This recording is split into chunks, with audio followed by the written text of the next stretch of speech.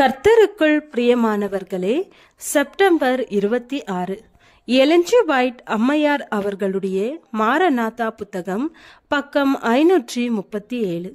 இன்றைய தியானத்திற்காக தெரிந்து கொள்ளப்பட்ட தலைப்பானது தவணையின் காலம் முடிவடைந்த பின் இரத்த சாட்சிகள் கிடையாது.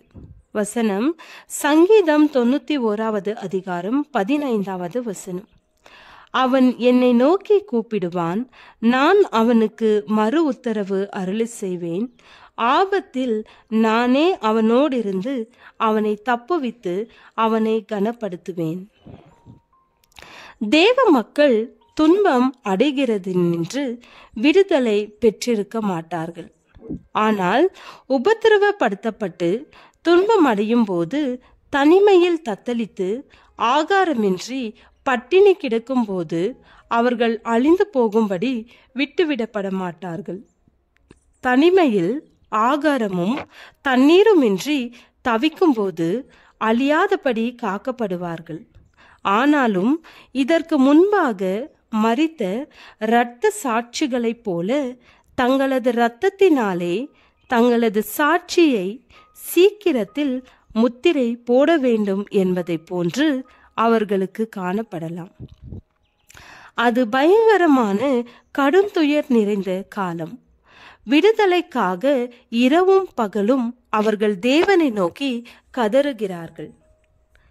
உலக வல்லமைகளெல்லாம் தேவ மக்களுக்கு எதிரிடையாக நிற்கப் போகின்றன. யுகங்கள் நெடுகிலும் தேவனுடைய கண்கள் தமது மக்கள் சந்திக்க போகின்ற அந்த இக்கட்டு காலத்தின் மீது பதிக்கப்பட்டிருந்தன. இச்சமயத்தில் பூமியின் வல்லமைகள் தேவனுடைய மக்களுக்கு எதிராக அணிவகுத்து நிற்கும்படி செய்யப்படும்.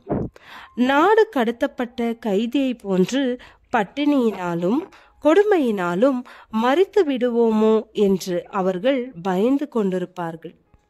ஆனால் இஸ்ரவேலிற்கு முன்பாக சிவந்த சமுத்திரத்தை பிளந்த பரிசுத்தமுள்ள ஆண்டவர் அவர்கள் சிறையிருப்பை திருப்பும்படி தமது வல்லமையை காண்பிப்பார். என் சம்பத்தை நான் சேர்க்கும் நாளிலே அவர்கள் என்னுடையவர்களாயிருப்பார்கள். மல்கியா 3 அதிகாரம் 17 வசனம்.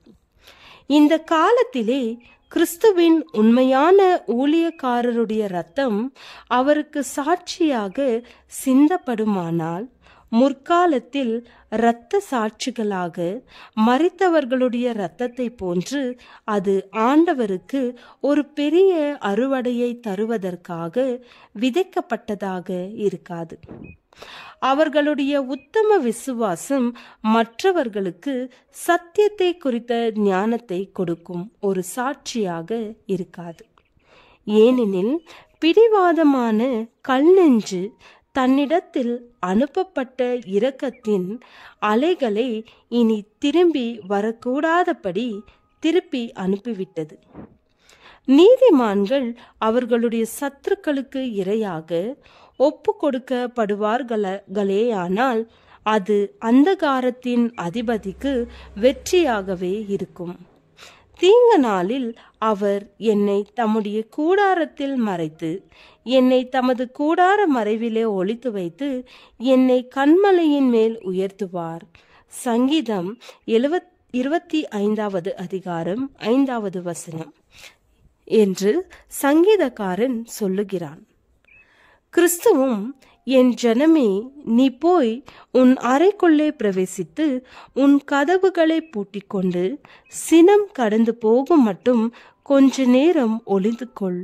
இதோ பூமியுடைய குடிகளின் அக்கிரமத்து நிமித்தம் அவர்களை விசாரிக்கும்படி கர்த்தர் தம்முடைய ஸ்தானத்திலிருந்து புறப்பட்டு வருவார் என்கிறார். ஜீவ புஸ்தகத்திலே நாமங்கள் எழுதப்பட்டு அவருடைய வருகைக்காக பொறுமையோடு காத்திருக்கின்ற பிள்ளைகளுடைய விடுதலை மிகவும் மகிமையுள்ளதாயிருக்கும். ஜெபம். ஆண்டவரே, எங்கள் பாவத்தை போக்கி எங்களையும் உபயோகப்படுத்தும். ஆமேன்.